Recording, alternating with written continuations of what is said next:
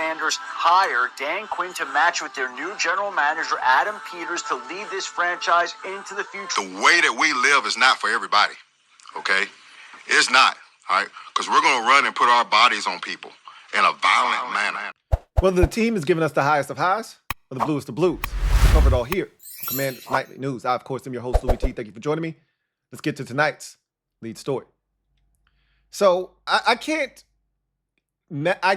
begin to explain to you the amount of media attention this game has been getting.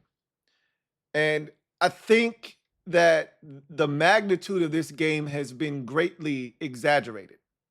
I think as fans, we've taken this game and given it a meaning much bigger than what truly exists. Like, I don't want you as a fan to be so invested in this particular game that you feel like the season's over if they don't win this game. Continue to remember we're here early. We've crashed the party. We're playing with house money. Okay? Make no mistake about it. This is not me trying to soften the blow of a loss that may be impending or any of that. Okay? Those days are over. We don't have to play the Jedi mind trick of, hedging our bets or making sure that we tread softly or lightly. We don't want to piss anybody off or we don't want to jinx anything, right? Those days are over. We got one of them once. We don't do those things anymore. However, I do want you to keep this game in its proper perspective. It's week 6. There will be more games after this game, win, lose, or draw. There will be more games after this. We do have an opponent next week, and the week after that, and the week after that, and the week after that, and the week after that, okay? So for as much as being made about this game, keep it in its proper perspective. That's all I'm saying. Now, with that caveat, I hope you enjoyed all of the attention, positive, negative, or indifferent this week. Everyone and their mama is talking about this one. You would think this was a Sunday night football contest. It is a 1:00 p.m. kick on CBS. And so all eyes will be on Commanders Ravens on Sunday. Take pride in that. Take pride in that we are the marquee matchup. We are must-see TV. Lamar Jackson's been in the league now for 7 years? Everyone knows what his abilities are and what he looks like on the NFL field. They're not showing up for Lamar. They're showing up because of JD5 and because of how exciting he is and how he's taken the NFL by storm. Take pride in that. It's a lot of people that are rooting for our downfall. You should take pride in that as well. That means we're doing something right. It means we got one of them once. I got some advice from a Lions fan that I want to share with you guys. And I want to give a big shout out to Black Spirit 7984. He left this on the CNN episode, or as a matter of fact, he left this on the podcast episode yesterday, episode 456. This comment was left by Black Spirit 7984, and he writes, "Hey, Louie, as a Lions fan, I just want to warn you about these Ravens. I know it's not the same team from last year, but my Lions were 5-1 going into that Ravens game last year, and the Ravens proceeded to thrash us and ran us out of the building. The Ravens feed off of games like this." Thank you, Black Spirit 79, for the warning. So he's essentially saying, hey, tread lightly. You're going into the Ravens' nest. It's not safe. And here's what I say to Black Spirit. First of all, I thank you for the comment and your concern. I really, truly do. Let me first start by saying, no, it's not the same Ravens from last year. You're absolutely right. It's not the same Ravens. They were better last year, especially on defense. Way better. That's number one. Number two, I totally understand that the Ravens feed off this energy. The Bills were just 3-0, came to their building on a Sunday night and got run out of there 35-10. and gave Josh Allen a bruising as well on the way out. I'm fully aware the Ravens feed off of this energy. But what if, just humor me for a second, what if we're not the ones that need to be on high alert? What if we're not the ones that need to be hyper aware? What if we're not the ones walking into a trap? What if it's the Ravens? You ever thought about it that way? What if we're legit? What if JD5 goes out and proves once again, as he's done multiple times this season, in a hostile environment against a top fiver? What if he proves once again he's one of them ones? You ever thought about that? What if we feed off of these type of games and environments? We're 3-0 on the road. Or, excuse me, we're 2-1 on the road. Excuse me, let me amend that statement. We're 2-1 on the road. What if we are the ones that have the juice? What if the Ravens are the ones that need to be aware and maybe even tread lightly in this football game? I don't know how this thing's going to turn out, and maybe we will go in there and get our asses kicked. Maybe it is a BTA type of game for us. Who knows? But I can tell you this right now with every fiber of my being. One thing I do know, I ain't scared. Not one bit. Respect the hell out of the Ravens, but don't fear them at all. We'll see those boys on Sunday. And maybe, just maybe, you had the narrative just slightly off, just a tick. Maybe it's not us. Maybe it's them. In other news, we're going to talk about DQ's presser on Friday. He had a lot of interesting things to say. But before we do that, as always, we take a look at the final injury report for the game, Week 6 at Baltimore, at M&T Bank. Let's first take a look at the good guys and what it looks like. So everything that we'll talk about here was not posted at the time of this video, but we got confirmation from the head coach, and we heard from the Ravens staff on their situation. So I feel confident talking about it. So Nick Allegretti practiced again today. So did Noah Brown, limited today, as he's been all week. Percy Butler, limited again today.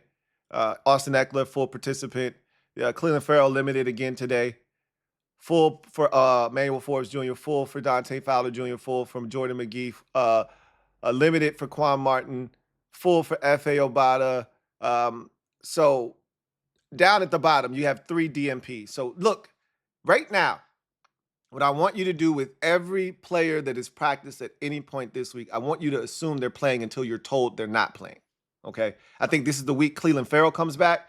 DQ said during the presser, he's trending in the right direction. He was able to do work yesterday and not really feel any real effects from it. So he practiced again today. So they'll see how it feels tomorrow. And if it continues trending in the right direction, look for Cleveland Farrell to return to the field. Same with Noah Brown. You know, he was able to ramp up a little bit this week. Again, he may not play. We might get to Sunday. It might be a little sore, might be a little tight, and they might say, no, it's not worth it, right? And that could happen with him or Farrell. Like, everyone else is playing. I mean, Noah Brown, of all the people that have practiced this week that have a chance to not play, Noah Brown and Cleveland Farrell are the 2. Everyone else is playing that practiced at some point this week. Okay? Now we get to the guys who haven't practiced at all this week.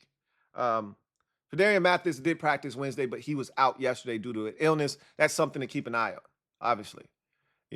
Owens, I don't think he's playing. And B-Rob, we're going up until game time just like we did last week. I think he's going to play just like he did last week. But again, assume everyone is playing until they're not.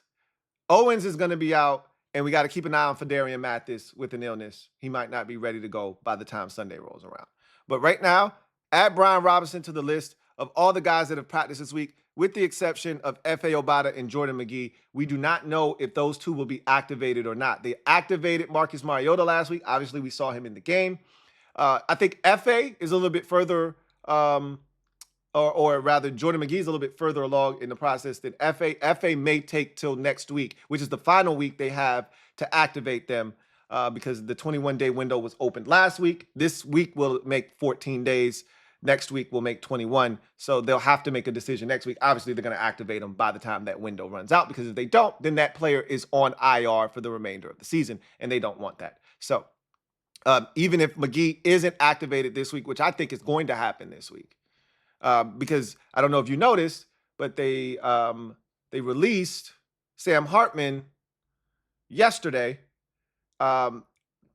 My thought process is they released him because they're going to activate one of these dudes, and then somebody that they're going to, get rid of off of the active roster, they're going to cut them and put them on the practice squad. So they need to go ahead and clear out that space. So they went ahead and released Sam Hartman so they could do that. That's how my brain works. I could be wrong about that, right? I could be off base, but I'm thinking they're because Chef P's always playing chess. Everybody else is playing checkers, it feels like. He's always playing chess. He's always one step ahead. So going to go ahead, activate Jordan McGee this week. F.A. will be next week. Had to go ahead and do a corresponding move for that. So you move on from Sam Hartman, move him off of the practice squad, because the guy that you're going to cut to activate Jordan McGee, you want to put him on the practice squad. That's my thought process. We'll see if that happens or not. But what I would tell you with the injury report, assume everyone is playing until they're not. I don't think anyone here outside of Tyler Owens is out of this game. Owens is the only guy that I think won't play, for sure. Everyone else has a shot to go, and I think will. Now we go to the Ravens and the ops. So I told you yesterday, everything was trending in the right direction for them as well. So their backup offensive lineman, Louie, he practiced today, right, on a limited basis. So even he's back now. Bateman was limited yesterday. Bateman limited again today. He's going to play on Sunday. Marlon Humphrey limited yesterday. I told you that. Limited again today. He's going to play on Sunday. Arthur Marlette, I think he's going to miss this game. Same can be said with Broderick Washington, who is a big space-eating defensive tackle. One of the guys that helped them have the number one rush defense in football. He's a big, big man. He's not going to play in this game. Neither is linebacker Malik Harrison. So they will have two guys out, but Rodney Stanley, Roger Rosengarten, those are their two starting tackles. Roger Rosengarten is their rookie right tackle. Rodney Stanley, their all-pro left tackle. Those guys are both playing. Rashad Bateman is playing. Marlon Humphrey is playing. And so don't look for any breaks here. Not looking for them. If they came, cool. But we're not ducking no smoke. So look for the Ravens to be pretty much at full strength. Good. That's how I like it. So let's talk about what DQ had to say real quick. He talked about this game, and look, there's been a lot surrounding this game. Clearly, obviously, I think this is the most excitement I've seen from the fan base in a very long time for a single game. Now, I'm going to continue to say this. This game was not bigger. This game is not bigger than the 2022 game against the Giants on Sunday night in Week 15. It's not a bigger game than that game, okay? Because that game had playoff implications. What this game is more exciting than that game. And what could come from this game, like if we had beaten the Giants in that game, you weren't going to get mass hysteria out of us, right? You win this game, though, you get mass hysteria out of the fan base. There's a greater implication in terms of the psyche of the fan. Maybe not the team, right? Because I love their approach. And speaking of that, DQ said, because they asked about Jaden's preparation for the game and did they see him being a little bit more locked in this week than previous games. They so badly want us to say that this is a big game, but I love the resolve of this group. The message has been consistent. Every game's a big game. We take no opponents lightly. We overlook no one. We treat everyone as a big-time opponent who has massive game changers on their squad, and we're going to approach that opponent just like the last opponent. Give the respect the Ravens deserve. Give them that respect, but understand that next week we have the Panthers. We're going to respect them like they're the Ravens too. That's how you don't allow yourself to be let down or play down to someone's level and lose a game you have no business losing. That's why we were able to blow out Arizona. That's why we were able to blow out Cleveland, because we looked at them like they were the Ravens too. He said, I'm not saying this in a bad way, but there has been no extra preparation. His preparation has been magnificent already, and he continues to be consistent in preparing for opponents and games. And so there's no extra preparation here. Then he was peppered with an assortment of, do you feel the energy from the fan base? Do you feel the energy from this particular game? And he was like, not really. I don't go to the grocery store. I don't go out to eat. I don't do any of those things. So I haven't run into anybody that's like, hey, go, coach. Rivera would always do that, right? That's why they've been spoiled in that way, because Rivera would give them unnecessary nuggets to run with, to do their little stories, right? Oh, I was out at the store. I was out at Safeway, and someone was like, hey, go get him, coach. And you're not getting that shit from DQ. DQ's locked in. He's all ball all the time, and I couldn't love it any more than I already do. Okay? He's like, nah, I haven't been to the store. I haven't been out to eat. I'm trying to win football games. But he said, the next time I go, it'll be the first time. Love it. Keep doing your thing, coach. So he's not falling for the banana in the tailpipe. They keep setting the trap of, hey, this is a big game, Battle of the Beltway, and, are you guys putting in extra work this week? Nah. We staying status quo. We staying even keel. We keeping it moving and doing the things that got us off to this 4-1 start. We're not changing it up for nobody. He said, we understand the threats that the Ravens pose, but we also understand we got to stay true to ourselves. Ding, ding, ding. Thank you, DQ. So those were among the topics that he spoke of. He did talk about Jordan McGee and F.A. Obata and whether they would be activated. He said he's going to talk to Chef P later on this evening and see, what decisions they'll make as far as maybe activating one or both of those guys. I think McGee gets activated this week. I think that's what the Sam Hartman release was all about, but we'll see.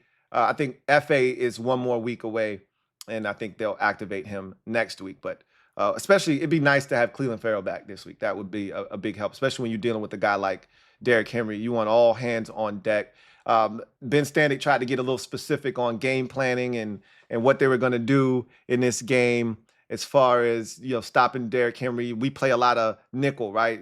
2 backers, 4 defensive linemen, 5 defensive backs. Even though they use, Jeremy Chin is an additional linebacker, essentially a pseudo linebacker. He's not a linebacker, right? He's a safety. So, that sounds good. Oh, we got a big nickel. Oh, that sounds good until it's a 315-pound offensive lineman blocking him. So, he was like, I'm not giving you the game plan, bro. But yeah, we understand the challenge that lies in front of us. You know what I think they're going to do? I think you're going to see a lot more 5-man fronts where either Frankie Louvu is walked up right over the tight end, right over the tackle, or because you're going to see Dorrance Armstrong standing up on one side. And I think I wouldn't be shocked to see 3 defensive tackles rather, and then Cleveland Farrell standing up on the other end, or Dante Fowler Jr. standing up on the other end, and Dorrance standing up almost like a 3-4, right? I think you could see that kind of a front, to try to defend the run. More of a 3-4 look than a nickel front like we normally play against teams. But we'll see, right? That's what I think the answer is going to be. From looking at how they've done things and seeing how I feel like they're going to try to attack the run, I think that's what you're going to see. More of a 3-4 type look. But I digress. Let's get to the game plan. Let's start with the offensive keys to the game for the Commanders. Win first and second downs. to set up third downs that are manageable. We're the best third down offense in football. And the reason we are is because we are effective on first and second down.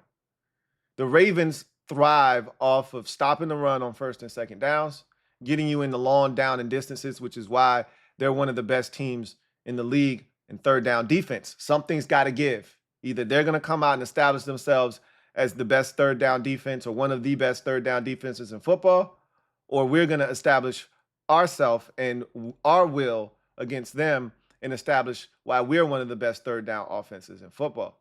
I like our chances in this particular sequence. We do a great job of keeping people off balance. Love the fact that the tempo has been a huge part of what we do. We get a big play and Jaden's racing down the field, telling everybody, get up on the ball, right? Get up on the ball. After the Terry deep ball against Cleveland, he got everybody up on the football, and we ran a play before Cleveland could try to substitute, right? I love it. You know, one of the things we hadn't seen in Washington in a long time was tempo. We've seen plenty of it since Cliff has arrived on the scene with Jaden. So continue to win first and second down. That's a massive part of this game. And it leads into something that I'm going to talk about later as a key to victory. Next offensive key, stay committed to who we are. Like, and DQ already told me that's not going to change. You know, as much as I know Cliff, and he said it earlier in the week, he would love to throw it more. We are who we are. And who we are has established us as a 4-1 team. We have an identity. We run the football. We have a backfield where any of three backs can hurt you. We have a quarterback that can hurt you with his legs as well. And I've said that Jaden doesn't have more than 30 attempts in any game this season. He threw it 30 times in the Arizona game. And I'm aware, I mean, my guy Derek B was like, well, he's had over 30 pass attempts called, but he's run on some of them. True, he has. But he didn't throw it on those plays. Those counted as runs. And so however you want to slice it, he has no more than 30 attempts in any game this season. 30 is the most. And so obviously in games this season, at points, at times we may be down or whatever, the game plan might change and he may throw it a little bit more. That's going to happen. But in this particular game, if we can continue to stay balanced, stay who we are, run the football. Yes, I know the Ravens have a very good run defense. That doesn't mean you don't challenge them and find ways. And I think like last week, that wasn't a week to get on the perimeter, right? That was a week to run between the tackles, right? Don't get outside of the D gap. This week is a week where you don't want to try to run in between the tackles. They have big physical behemoths in there. This is the week to stretch them out, to make them run. Yes, it's a fast defense. They're not that damn fast that they can't be blocked. Make those big-ass dudes inside run. So this is the week for the wide receiver screens. This is the week for the tosses, for the outside zone. This is the week for all of that. Stay committed to who we are. Protect Jaden, the Duke, and win time of possession. This kind of syncs up with the first one of win first and second down. We have to convert on third downs and win time of possession because we need to keep the football away from the Ravens offense. If the Ravens offensively are on the field too much in this game, our defense could be exposed. We aren't sure that our defense is good. All right? We aren't sure that our defense is good. This is going to be a test. But the offense can alleviate some of that stress by winning time of possession 36-24, 35-25, 38-22. Really keeping them off the field and making them irrelevant in the outcome of this game. Limiting their opportunities. Got to protect Jaden. He does a great job of protecting himself, but we got to make sure we're protecting him as well up front, run game, play calls, quick game, all that stuff. And then got to protect the football. We didn't do a good job of that last week. Up until last week, we had done a fairly good job. Last 2 weeks, we've had a turnover in each of those games. Didn't have any the first 3 weeks. Got to clean that up and be better with the football. Final offensive key. Score 6 times. in this game. It's going to take some points, obviously. Number 1 scoring offense versus number 2 scoring offense. Neither of these teams' defenses are great. It's going to take some points here. 6 scores. The bare minimum, 4 need to be touchdowns. I'd love all 6 of them to be touchdowns. But at least 4 have to be touchdowns.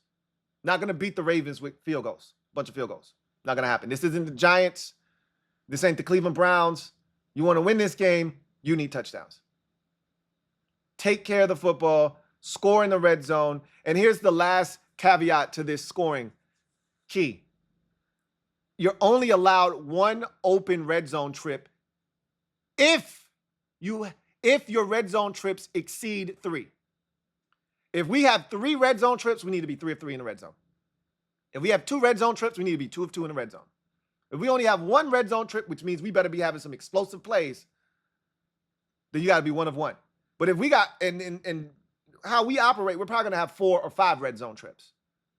So if you got 4 red zone trips, you're allowed to be 3 of 4. You got 5, you're allowed to be 4 of 5. You're not allowed to be 3 of 5. You're not allowed to be 4 of 6. This isn't the game for that. You get 6 red zone trips, 6 of 6, 5 of 6. No worse than 5 of 6, or you're probably going to lose the game. You get 1 open red zone trip after you exceed 3 trips to the red zone. 1 is all you get. Anything less than 4 red zone trips, you have to be perfect in the red zone. 1 of 1, 2 of 2, 3 of 3. Defensive keys to the game. First one, slow down the Ravens' rushing attack. Look, that's no secret. The Ravens want to run the football. They're one of the best rushing offenses in football. Lamar Jackson, Derrick Henry, Justice Hill, they all can be dynamic in their own ways running the football. So we know what we have to do. And they use Lamar as a runner, right? We do it with Jaden, but not as much as they do it with Lamar. They're going to probably call Lamar's number anywhere from 9 to 12 times in this game as a runner. We don't do that with Jaden. That's why I said they're 2 totally different quarterbacks, 2 totally different animals you're dealing with. We have to contain Lamar. Have to. And if we get a chance to light his ass up, light his ass up. Lamar doesn't take many big shots, but if he's out there running loosey-goosey and he wants to show that he's a big boy and he's a big dog and he wants to stomp with the big dogs, let him have it. You have to corral Derrick Henry before he gets going. Once he gets downhill, he's tough to stop. You get him in the backfield before he gets going, or you get him at the line of scrimmage before those knees get pumping, and he's easy to deal with. Then you let him get going, good luck. You're going to need it. Next defensive key. Limit the explosives, right? Limit the explosives and Lamar out of the pocket. A lot of their explosives come from Lamar out of the pocket, whether he's a passer, which he is very dynamic as a passer outside of the pocket, or a runner, obviously, as we know. I don't want to see any explosives on the ground. This is a make Lamar Jackson beat us with his arm type of game. If he beats us with his arm, you tip your cap and say, hell of a game, 8. That's why you're the 2-time MVP. But what we don't want to do is allow him to do what they did against Dallas, 178 yards rushing. What they did last week against Cincinnati, right? What they did the week prior against Buffalo, 278 yards rushing, I believe it was. That shit can't fly. Can't have the 87-yard touchdown run, the 82-yard overtime run he had, or I think it was 52, however long it was in overtime against the we can't have that shit. Can't have it. No highlight stiff arms, no explosive 47-yard Lamar Jackson highlight run, none of that shit. If they're going to have a highlight, it needs to be Lamar throwing the ball to the tight end or to the running back out of the backfield or the receiver. And again, you tip your cap. I really don't want any explosives. But if they're going to happen, they better be in the pass game, not on the ground. Don't make it easy on them. I told you we get an interception this week. The only way you can get the interception is you force Lamar to throw the football. There's an overthrow coming, right? Lamar trying to fit it in a tight window. Lamar trying to layer it, and he doesn't layer it quite well, and it's an overthrow. Tips and overthrows are how you get picks a lot of times. I see an overthrow coming. Be prepared. and make the play when it comes to you. Next defensive key. I just spoke about them. I'm going to reiterate it because this is a big deal. Key in on the tight ends and running back Justice Hill. Justice Hill is dynamic, and people forget about him because of Derrick Henry's arrival and Lamar Jackson's ability to hurt you. Justice Hill is a problem out of the backfield. He can catch it. He can run it. He's dynamic. Don't fall asleep on 43. We know Lamar loves throwing to the tight ends. We have not had a tight end problem all season long. Do not let week 6 be the week that you start having tight end problems. He's going to throw. There's no ifs, ands, or buts. He's going to throw the football to the tight ends. That is going to happen. Period. As a wise man once said to me over and over and over again, son, be ready. He will throw the football to the tight ends. We have to slow them down. And I'm not saying that I want to, and I'm not disrespecting their receivers, Bateman and Aguilar and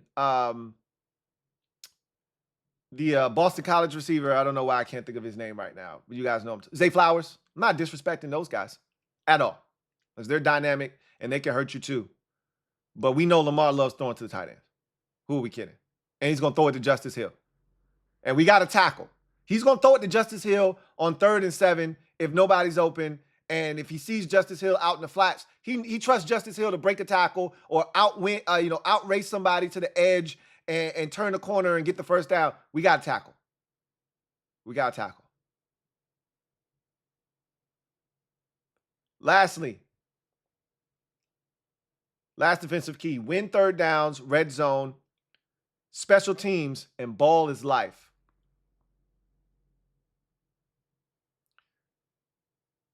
Win 3rd downs is critical.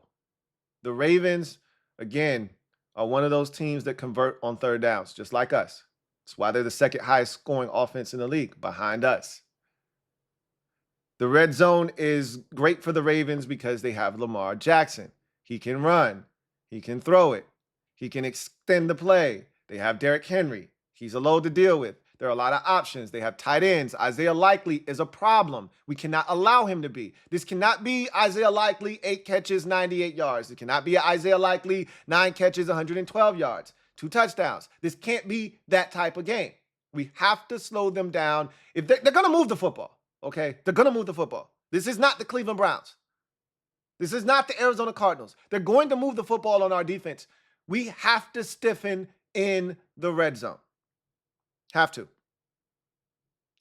And we got to beat them at the special teams game. Our special teams has been elite to this point.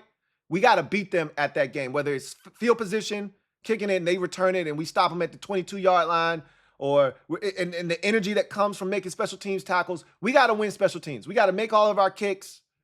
Maybe they miss a kick. Maybe they have something go awry. Maybe we force a turnover on special teams. We got to win special teams. And then ball is life. We getting a turnover. Protect the Duke, get a turnover. We're getting at least 1 turnover. And it's going to be of the interception variety this week.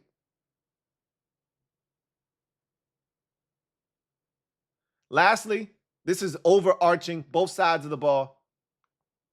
We got to out-physical the Ravens in this game. They're known as being bullies.